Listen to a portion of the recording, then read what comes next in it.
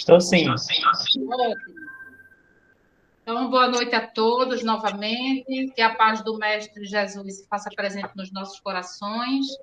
Uma alegria muito grande estarmos todos aqui, reunidos e unidos, né, em pensamento, em coração. Ainda não podemos estar definitivamente de forma presencial, mas estamos fazendo o trabalho de forma virtual. E que bom que nós fizemos essa feliz escolha. Hoje nós temos a presença da nossa querida Célia Diniz. Célia é escritora.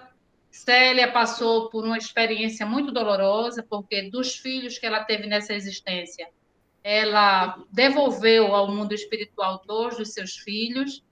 Teve a sua história contada no filme As Mães de Chico Xavier, né? Então, quem assistiu o filme vai ver a história de Célia, que é ali contada.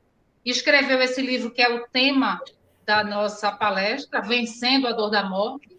Então, com toda certeza, serão ensinamentos valiosíssimos, que nós possamos estar atentos, que nós possamos internalizar tudo aquilo que ela for deixar aqui para nós essa noite. E fica antecipadamente a nossa gratidão em nome do Instituto Semeadores da Fé, a nossa gratidão por você, Célia, que é uma pessoa super ocupada, poder ter atendido ao nosso convite. Então, que esse seja apenas o primeiro de outros trabalhos que você vai poder realizar na nossa casa. Seja muito bem-vinda, assim como todos que estão aqui na sala, sejam muito bem-vindos. Lembrando ainda que Célia teve o privilégio de conviver com Chico Xavier. E hoje ela está presidente da instituição que foi fundada por ele, o Centro Espírita Luiz Gonzaga, não é isso, Célia? Sim, é isso mesmo, Cláudia. Eu já devo começar, querida? Vou pedir só para Júlio Galamba fazer a nossa prece de início. Depois da prece, você pode começar. Ok. Que bom. Vamos continuar com essa vibração amorosa, calorosa, sentindo a presença de Jesus já junto a nós. É com imensa alegria, mestre amado e amigo, que nos reunimos em torno do teu Evangelho para recebermos, Senhor, o consolo que tanto queremos para nossas aflições. E conhecermos também um pouquinho, através da nossa querida Célia, sobre algumas verdades espirituais, Senhor, muito importantes para o nosso crescimento. Ampara-nos a todos nesse momento, Senhor, e inspira a irmã, como sempre vem fazendo, Senhor, para que ela possa, de uma maneira muito peculiar, tocar nas nossas vibrações, no íntimo do nosso ser, para que a nossa fé e a nossa esperança floresça sempre. Assim seja. Que assim seja. Palavra sua, querida. Que assim seja. Cláudia, de novo eu agradeço, então. É uma alegria estar aí no Instituto Semeadores da Fé, dessa linda cidade do Recife. É uma alegria estar com vocês, ver esses irmãos aí na tela do meu notebook, me dá muita alegria. E eu também quero agradecer e dar as boas-vindas ao pessoal que está conectando conosco aqui pelo Instagram. E hoje a gente vai falar de Vencendo a Dor da Morte.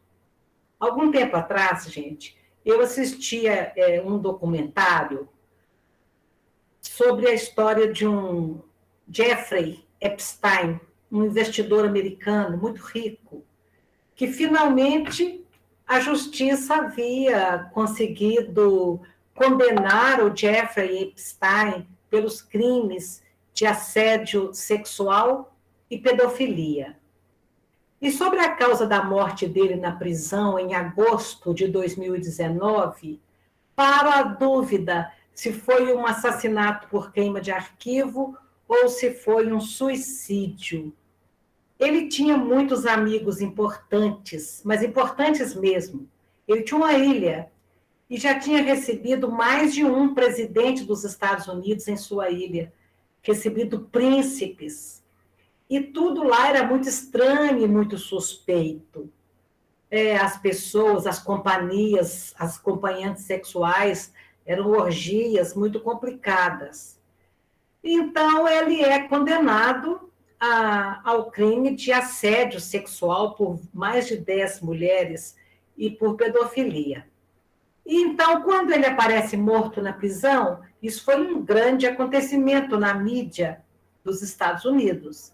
E as mulheres estavam ali na porta do presídio quando o repórter pergunta a elas como é que elas estavam se sentindo com aquela situação, elas que estavam esperando mais de uma década para ver a justiça punir o Jeffrey, como é que elas se sentiam com aquela morte dele.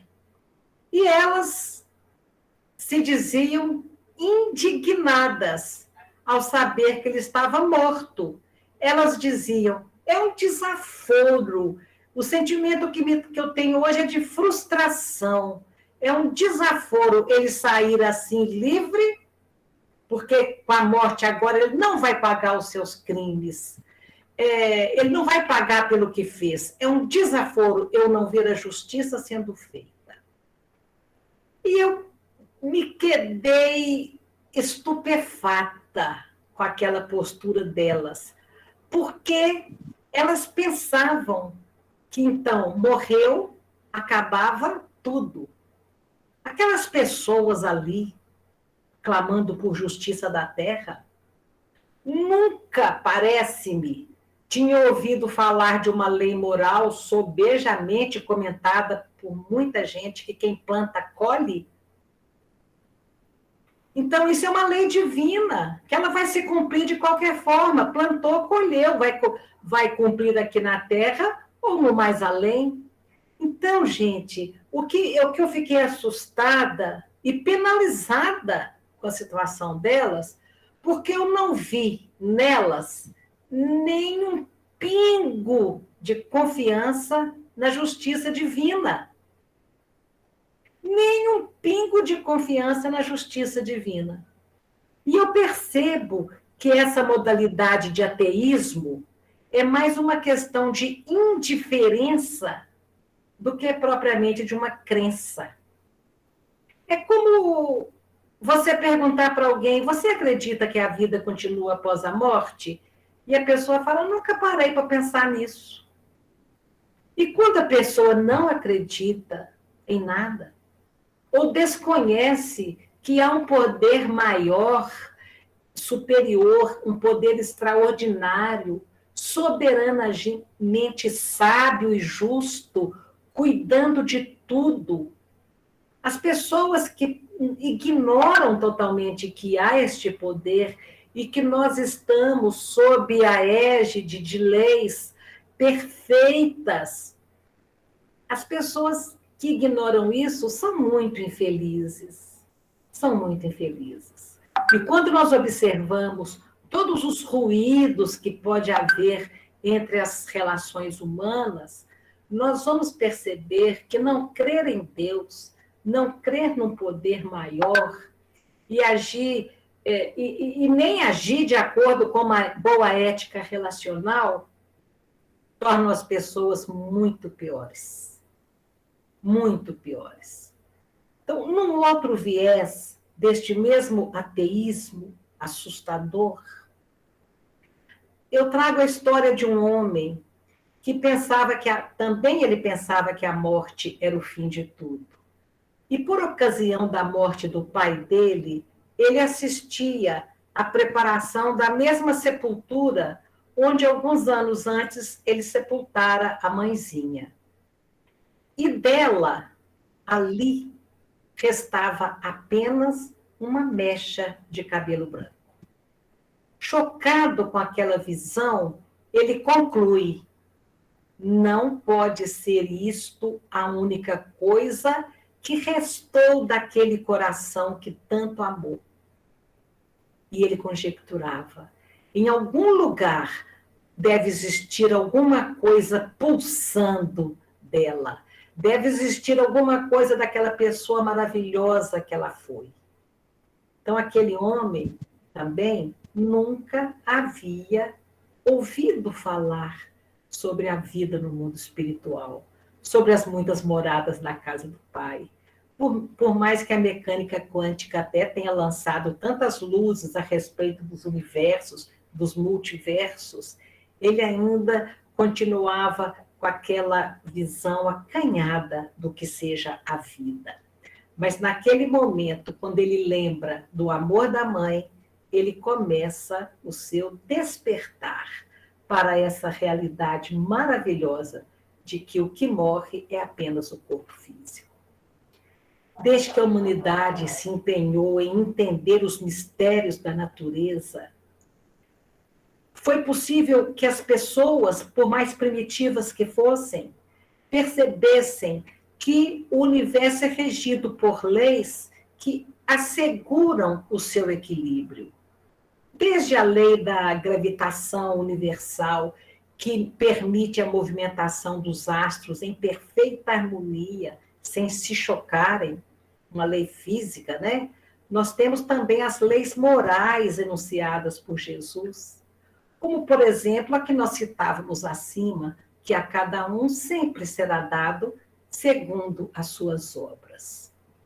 Então, para este tema de hoje, que é vencendo a dor da morte, nós podemos arriscar a dizer que nós jamais conseguiremos vencer a dor da morte se não aprendermos a vencer a dor da vida, a vencer a dor do existir, a dor do estar neste planeta de provas e expiações, se não conseguirmos encarar a própria finitude.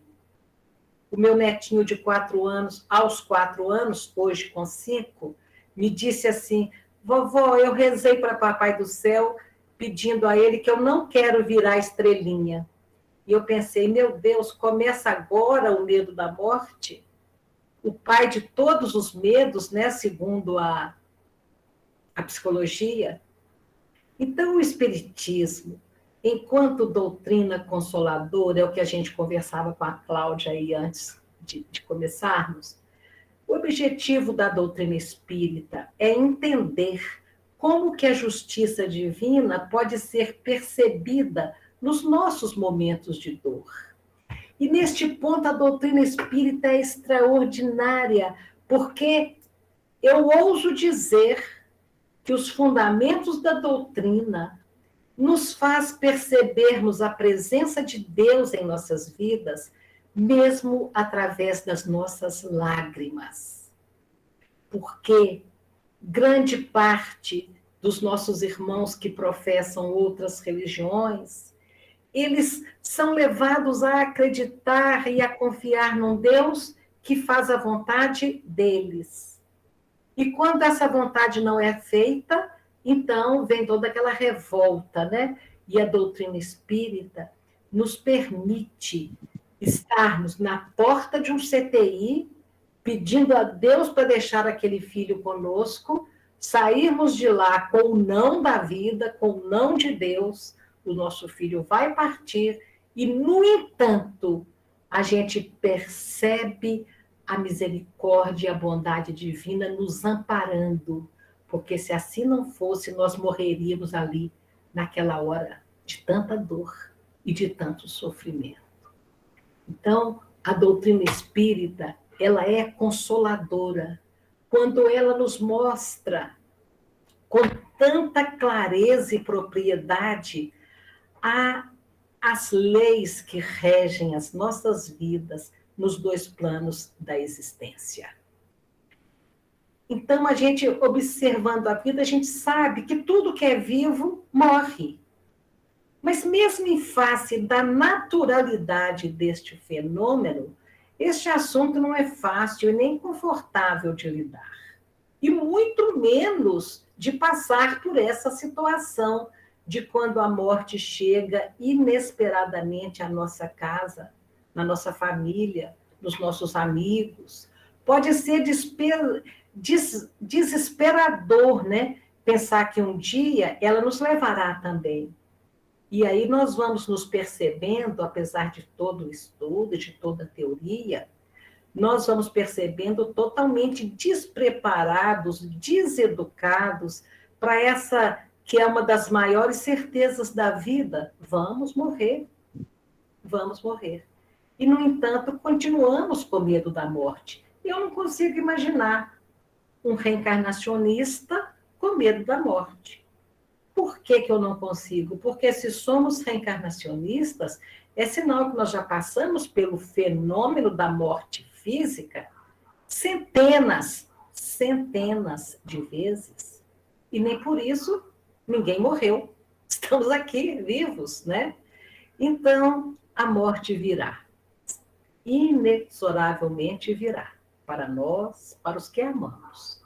Aceitá-la como uma transformação necessária e trabalhar os nossos medos nos trará uma maior capacidade de enfrentamento da dor, do luto, da tristeza, da saudade, da separação, e nos trará também melhores condições de nos adaptarmos, se formos nós que estaremos partindo, diante da nova realidade, que não dependeu da nossa vontade, que não foi a nossa escolha daquele momento.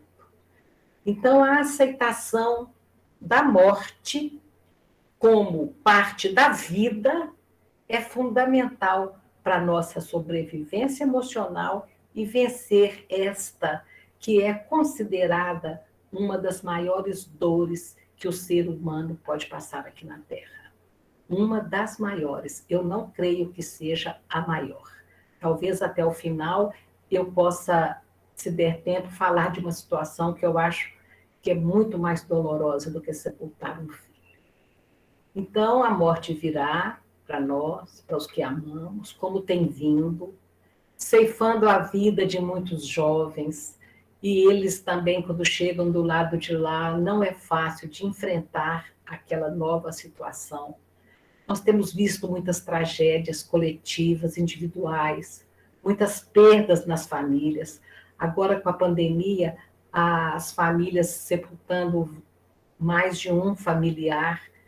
O suicídio ainda continua, apesar dele ter diminuído com a crise da pandemia, mas ele ainda continua, e é muito assustador pensar a quantidade de jovens que recorrem ao suicídio e perguntar não só como o que nós fizemos para não prevenir que eles chegassem nesse ponto, mas também nós adultos temos que nos perguntar o que nós fizemos com o mundo desses jovens que tem impactado a eles tão negativamente a ponto deles quererem ir embora dessa vida, né?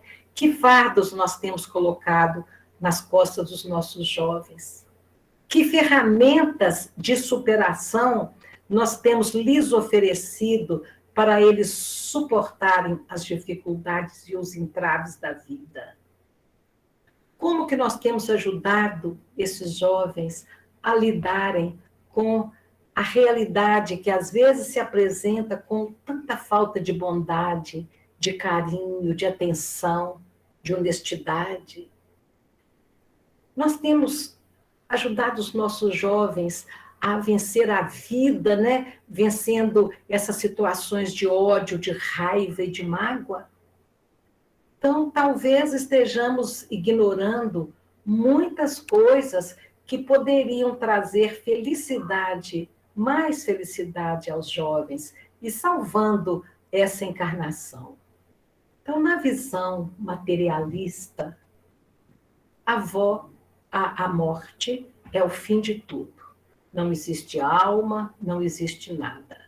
E mesmo que as pessoas sejam materialistas, não por crença, como eu dizia antes, mas por indiferença, mesmo que aquelas pessoas que nunca pararam para pensar que alguém podia morrer ligado a elas mesmas poderiam morrer. Então, quando a morte chega e pega totalmente de impacto, elas nos procuram. E os espíritas que estão nos ouvindo sabem como somos procurados quando as pessoas enfrentam o luto, porque eles sabem que nós temos ferramentas que eles ainda não têm. Então, eles chegam, por que a gente tem que morrer? Por que Deus fez isso comigo? Por que Deus fez isso comigo? Eles pensam que a morte é castigo. É tão engraçado. Então, a gente tem que desconstruir esses princípios, essas concepções tão arraigadas numa sociedade brasileira, por exemplo, que se diz espiritualista, mas que, na hora da dor, reage como a mais materialista do mundo. As pessoas diziam para mim no velório da minha filha: nossa, Célia, que pena, ela tinha a vida inteira pela frente, ela tinha a vida inteira pela frente. Que vida eles pensavam que acabou ali? Quem somos nós? O que é a vida? Então, nós somos seres espirituais. É fala constante de vários palestrantes. Nós não somos um corpo que é provável que tenha um espírito. Nós somos um espírito usando temporariamente esse corpo. Nós não somos seres materiais. A nossa essência é espiritual. Nós somos imortais enquanto espíritos. O iluminado Papa João Paulo II, na década de 80, ele disse assim: sabemos que existe vida após a morte, só não sabemos como ela é. Eu achei tão lindo um pastor de um rebanho tão extenso ter coragem de ir a público e dizer: não sei como é. Porque todas as religiões cristãs pregam a imortalidade da alma. Muitos filósofos, os platônicos, por exemplo, também pregam a imortalidade da alma. Mas só a doutrina espírita, alicerçada no Evangelho de nosso Senhor Jesus Cristo, prova e comprova esta imortalidade.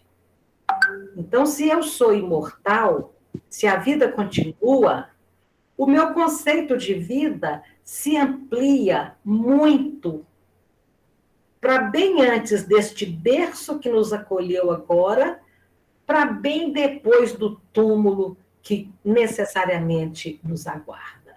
A nossa vida, então, não vai terminar nunca. E aí a gente abre a Bíblia e lê lá, em Romanos, que a vida é uma só. Opa, peraí, a gente não acredita na reencarnação? Como é que Paulo disse que a vida é uma só? E nós concordamos, a vida é uma só. Deus me deu uma única vida.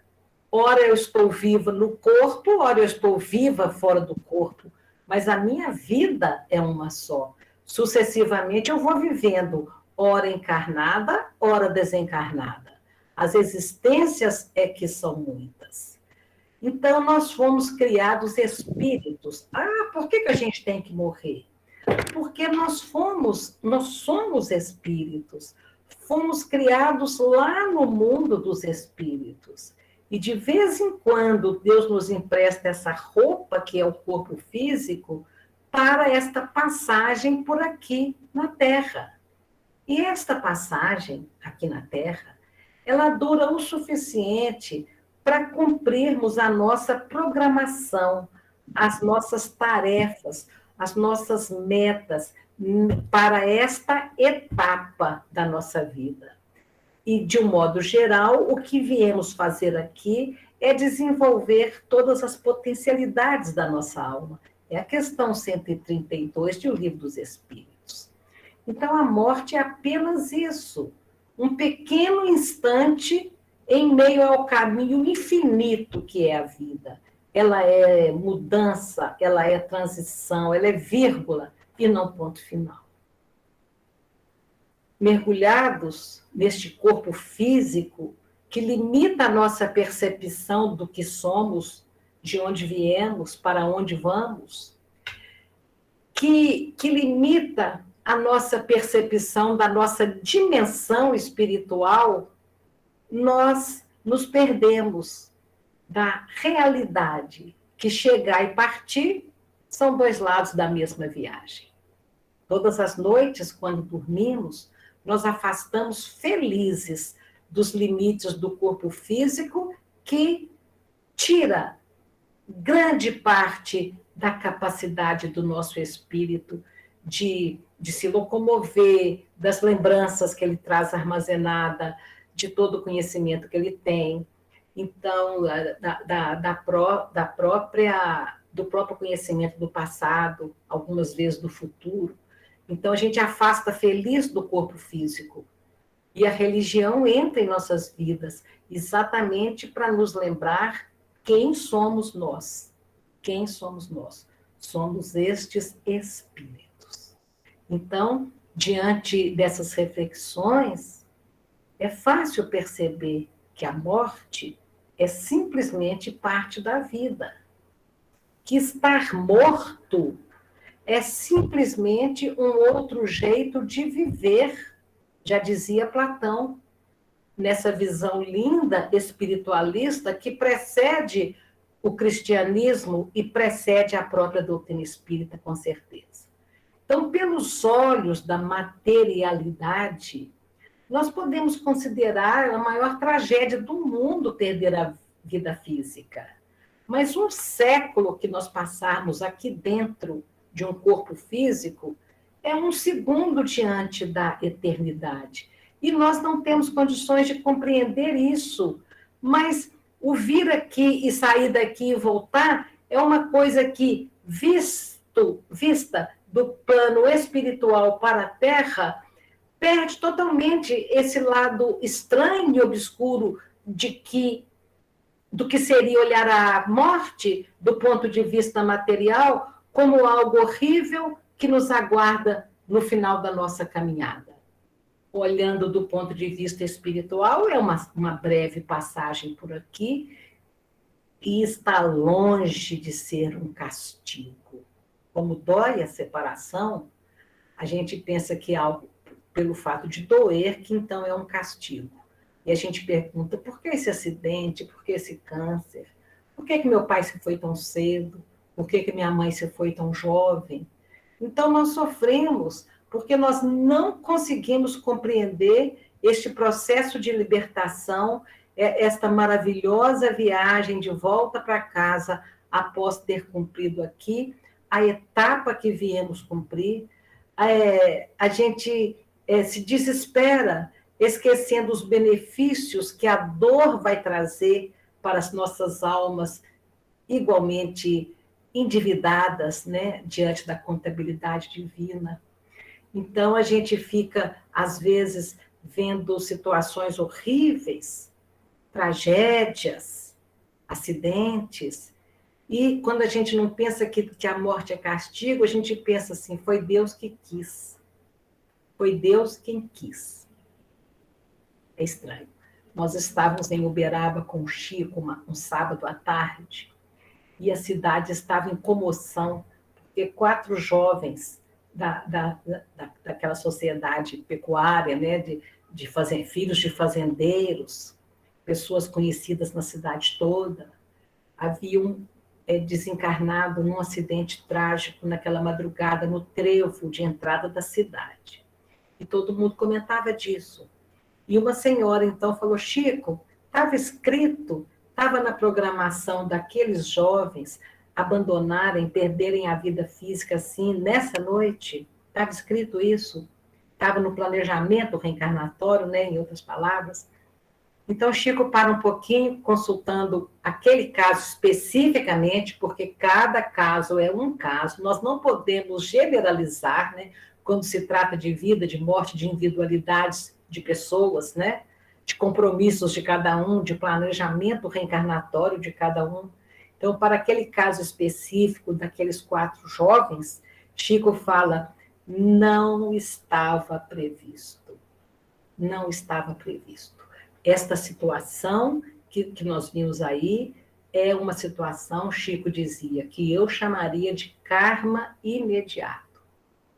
Plantaram com irresponsabilidade e colheram imediatamente o resultado. Então, ele chamou de karma imediato. Aqueles jovens não haviam vindo para a Terra com aquela programação.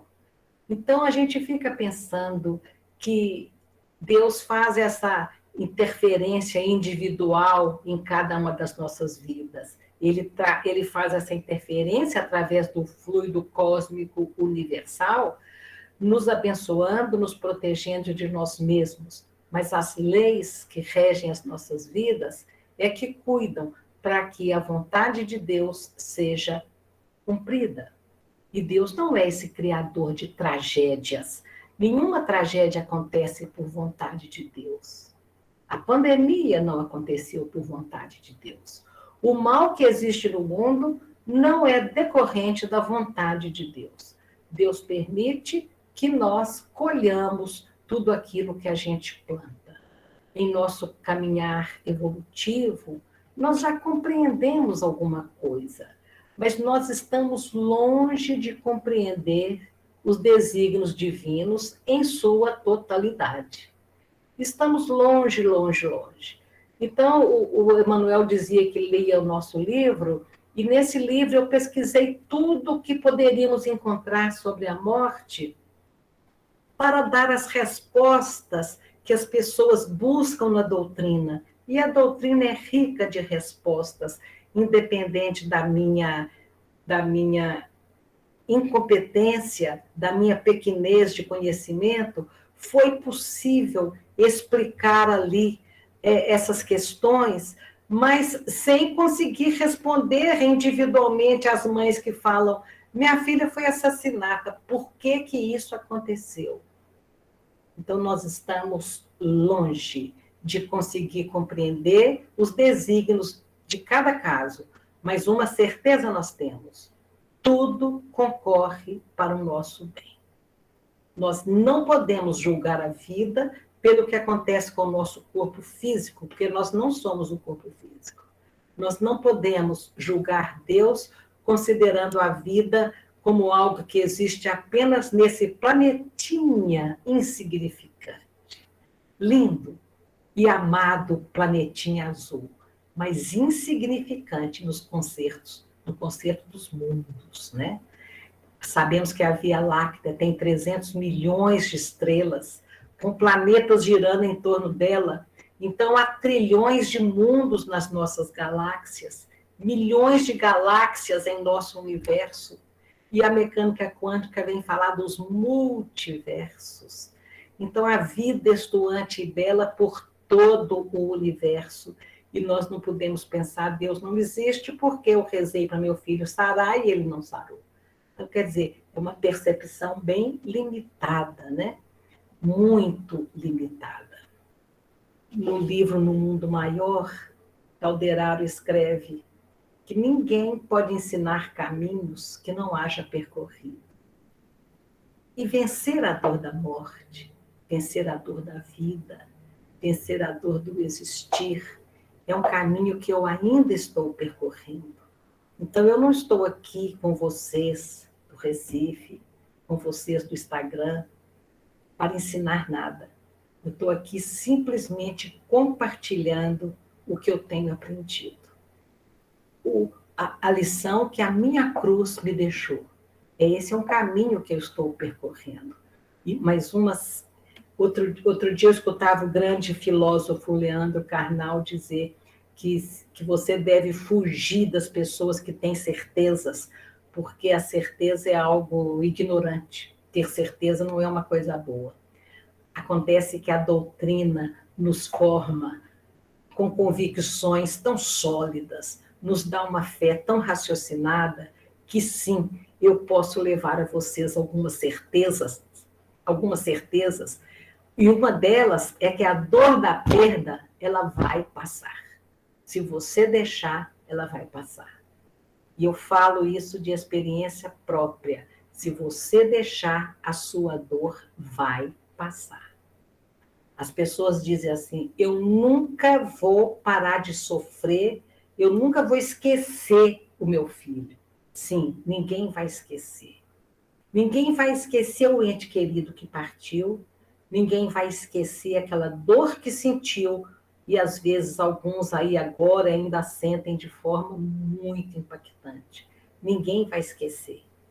Eu não esqueci o que sofri, o tanto que doeu ao sepultar meus filhos. Mas lembrar que doeu não é a mesma coisa de estar doendo ainda. E nós temos que aprender a distinguir isso. Eu lembro da dor que foi sepultar meus filhos, mas essa dor não está mais aqui dentro, só a lembrança dela. Então, quando eu falo disso, o meu coração se enche de gratidão pelos meus pais, que me proporcionaram esse conhecimento, né? Me receberam no berço espírita, me proporcionaram a convivência com Chico Xavier desde pequenininha. Meu pai trabalhava no mesmo lugar que ele, no Ministério de Agricultura da Fazenda Modelo. Meu pai era um construtor e o Chico era escriturário, um secretário, né, do Ministério de Agricultura. Então, a gente conversava, a gente via o Chico todo dia, a gente conheceu ele desde sempre. E quando meu pai se aposentou, ele foi construir casinhas na periferia da cidade para as famílias assistidas do Luiz Gonzaga, que era um sonho antigo dele e do Chico. E aos 66 anos de idade, um dia, voltando para casa, ele é atropelado por um caminhão e se vai. Foi terrível vê-lo partir ainda tão jovem, tão sábio, né?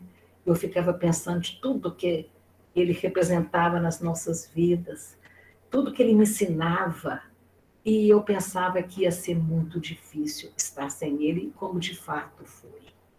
Mas com o que passou, com o desencarne do meu pai, eu consigo testificar para os corações enlutados outra certeza. Além da certeza que a vida continua, eu posso passar a certeza do nosso reencontro com todos aqueles que nós amamos e que partiram antes de nós.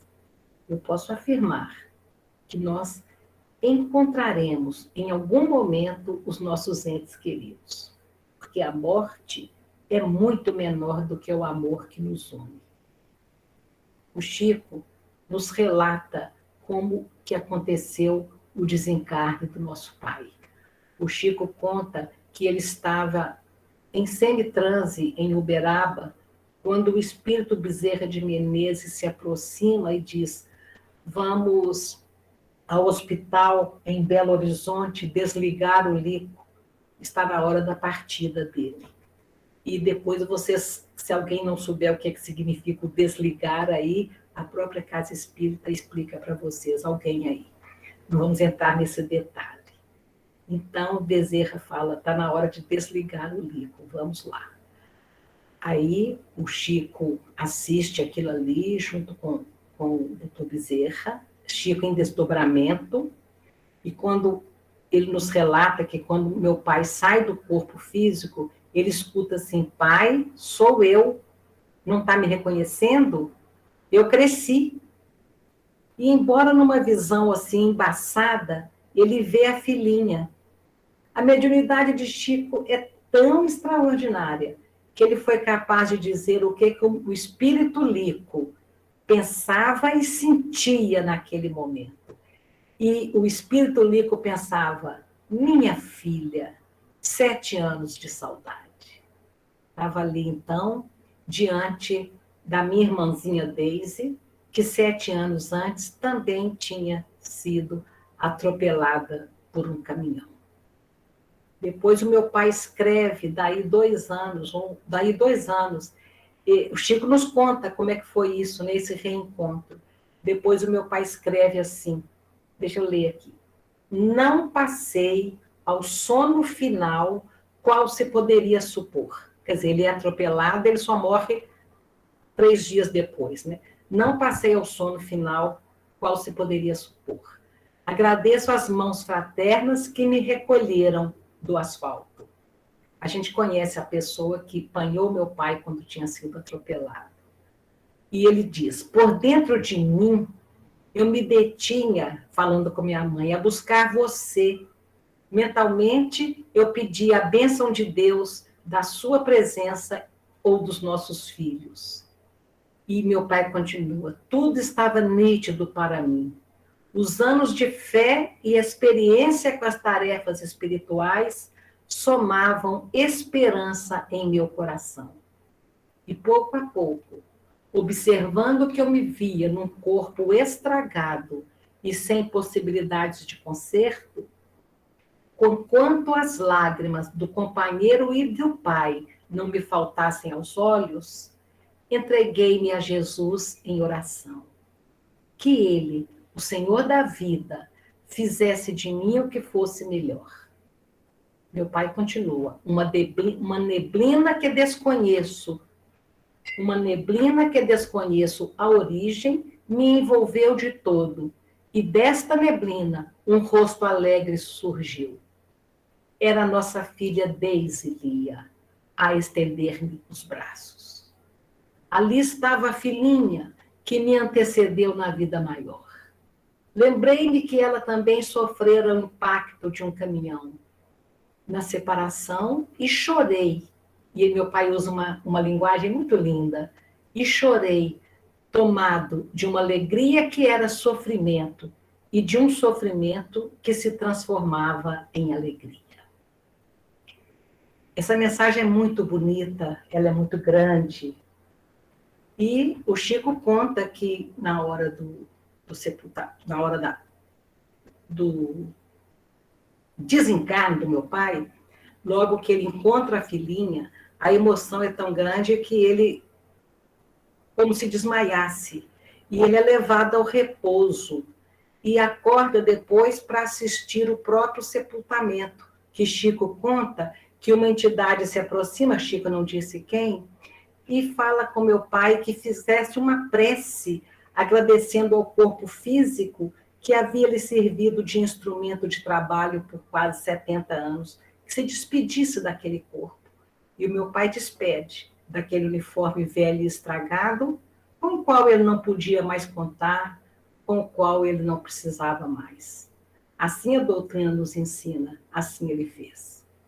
Quando meu filhinho se foi, o Chico me diz, meu filhinho se foi 4 anos depois, caído da bicicleta da babá, é a história que está no filme As Mães, de Chico Xavier. Então, Chico fala comigo, seu pai manda te dizer para você aguentar com dignidade a sua dor, que um dia você vai dizer, graças a Deus, reencontrei meu filho. Então, eu comecei a pensar que eu precisava de sair dessa vida melhor do que cheguei, para merecer essa dádiva. E eu sei que um dia, na exata combinação entre misericórdia divina e merecimento, nós todos vamos encontrar os nossos entes queridos na paz espiritual. Ninguém está perdido.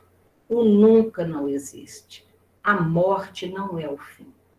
A certeza da sobrevivência, então, está acompanhada dessa certeza do reencontro.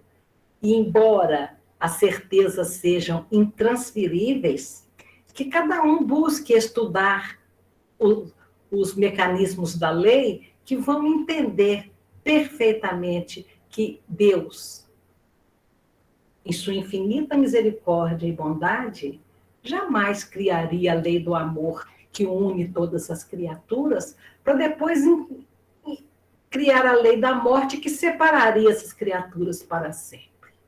Então, eles estão vivos como nós e nos aguardam. E nos aguardam. A morte, o luto, se transforma apenas em paciência para esperar. Sobre a pandemia, que ceifou tantas vidas, a gente pode dizer que ela também não é castigo. E é engraçado que em muitas narrativas bíblicas, as pestes, as doenças, eram enviadas como castigos divinos. Você vê em Levítico 26, me parece, que o Senhor diz, enviarei a peste e sereis entregues na mão do inimigo.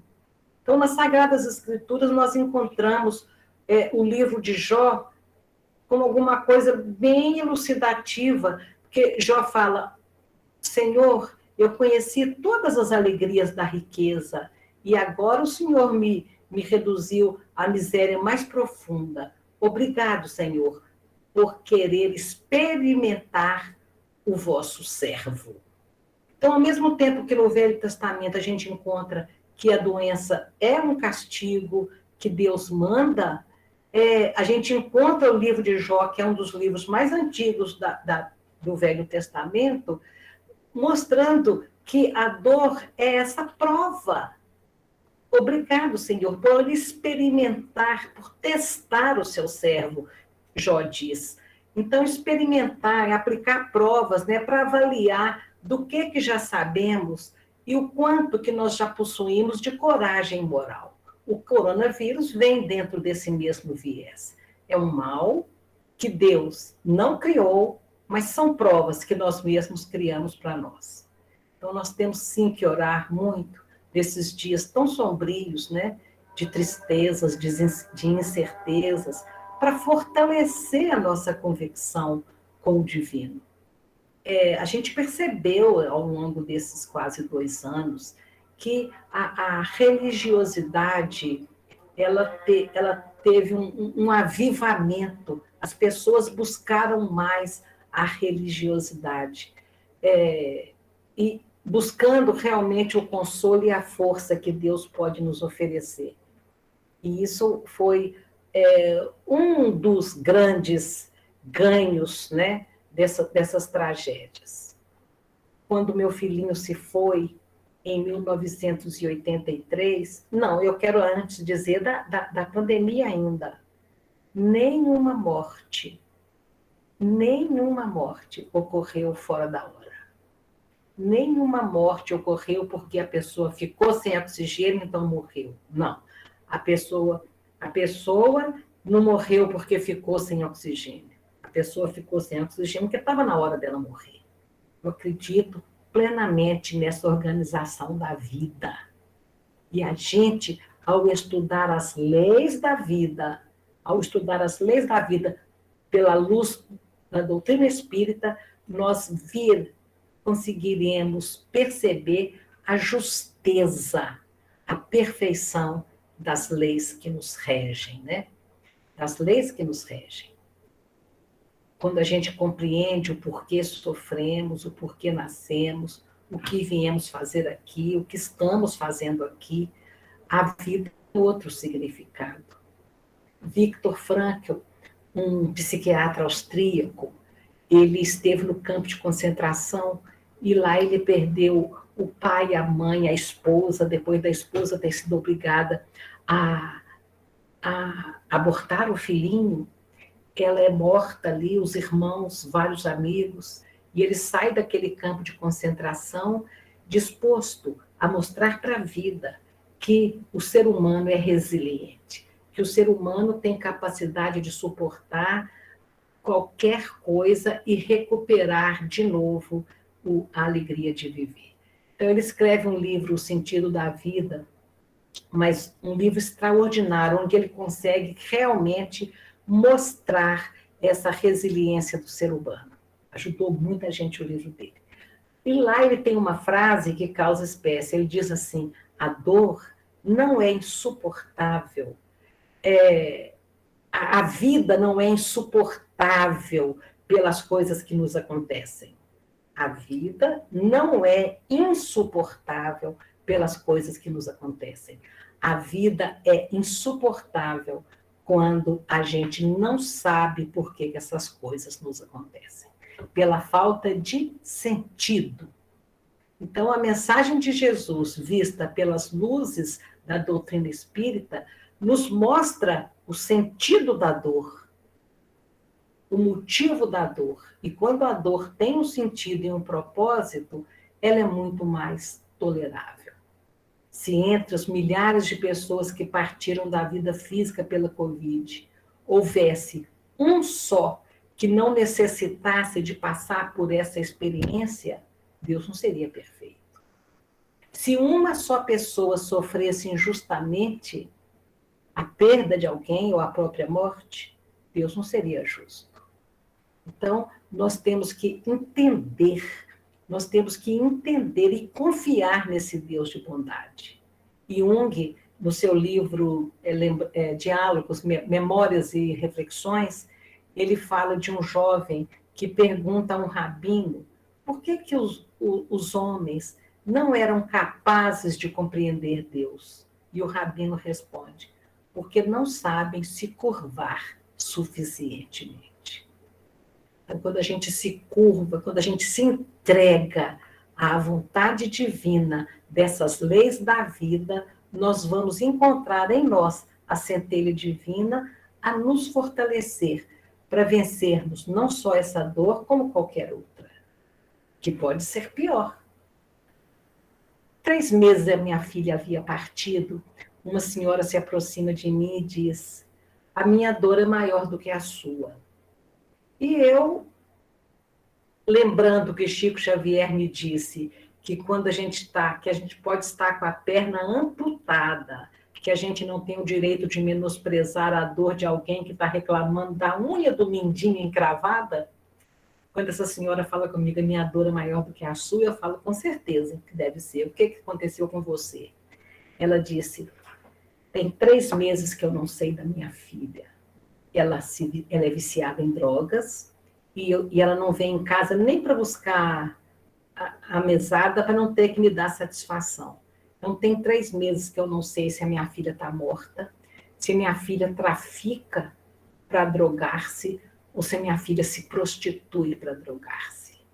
Eu achei que essa dor é muito maior do que entregar a filha para Deus quando encerra o planejamento reencarnatório daquela existência.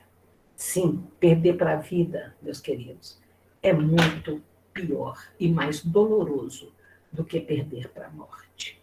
Eu sepultei o meu pai, honrado, com muita tristeza, aos 66 anos.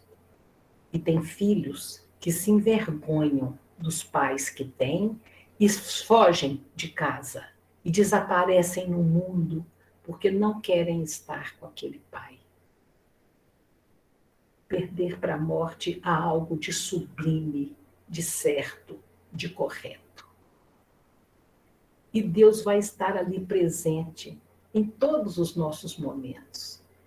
Eu fazia um culto ecumênico na formatura da Faculdade de Direito, junto com um pastor, e é ele que conta que um pai sepulta a esposa, jovem ainda, e naquela noite ele entra para o quarto com a filhinha de 5 anos, puxa o berço da filhinha para perto da cama, e ele, naquele desespero, sem saber como é que ele faria para criar aquela criança, ele sofrendo pela mãe, imaginando o que aquela menininha ia sofrer, e ele olha para o lado e vê a mãozinha da menininha tateando no escuro e perguntando, pai, você está aí?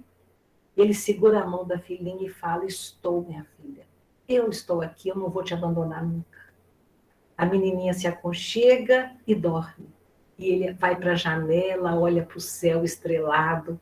Na sua infinita dor, ele pergunta, pai, você está aí? E diz o pastor que no íntimo desse Senhor surge uma força incomensurável. E ele sente no recôndito da sua alma, como se Deus estivesse dizendo, estou sim, meu filho, me dê sua mão aqui, eu não vou te abandonar nunca.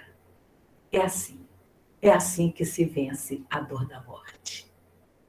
Muito obrigada a todos vocês.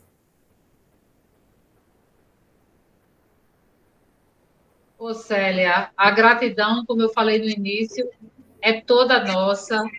Um trabalho maravilhoso. O relógio não é espírita, porque o tempo voou, mas foram colocações muito confortantes. Então, como a gente estava comentando no início, só sabe quem passa, né? Eu sei que nós somos espíritos milenares, que temos aí muitas vidas e muitas, assim, aliás, muitas existências, e já passamos por essa experiência da morte muitas vezes, é porque nós não recordamos. Com Mas quando a certeza. gente diz assim, né? Só sabe quem passa, a gente está se referindo à atual existência, porque das passadas nós não recordamos. Mas é isso aí. Nós precisamos ter essa crença viva, essa fé raciocinada, para vencermos uma dor que é grandiosa, mas que vai se acalmando, né? Vai passando, e a gente vai encontrando conforto, vai encontrando consolo, e vencendo a morte, a dor e também a vida. Então, fica a nossa gratidão imensa. Eu espero que você tenha uma vaguinha na sua agenda para que a gente possa fazer outros trabalhos, que você possa levar um abraço fraterno de todos nós que fazemos os Semeadores da Fé, até a instituição que você faz parte, e é isso aí. Fica aí o nosso grande abraço, tá certo? Sinta-se verdadeiramente abraçada. A gratidão também a todos que estão aqui presentes nessa sala, e é isso aí. Fizemos um trabalho maravilhoso. Tivemos um trabalho maravilhoso, graças a Deus. Para encerrar, nós queremos pedir para que o nosso querido Genilson faça a nossa prece. Vamos orar, então, para agradecer. Obrigado, mestre querido, por esses momentos tão agradáveis. Te agradecemos, mestre querido, por tudo que aprendemos nessa noite. Principalmente, mestre querido, aos nossos irmãos, espíritos luminares, celestiais, José de Menezes, professor Eurídio Passanufo, Francisco de Assis, Meimei, todos vocês, muito grato, e te rogamos a todos vocês que nos protejam, nos abençoem, nos iluminem e nos concedam a sua paz, consoladora e libertadora, aonde estivermos e com quem estivermos. Que assim seja e que Deus nos abençoe. Que assim seja. Que assim seja. Paz e luz a todos. A todos. Muito obrigado. Obrigado, Célia. Boa noite, pessoal. Muito feliz.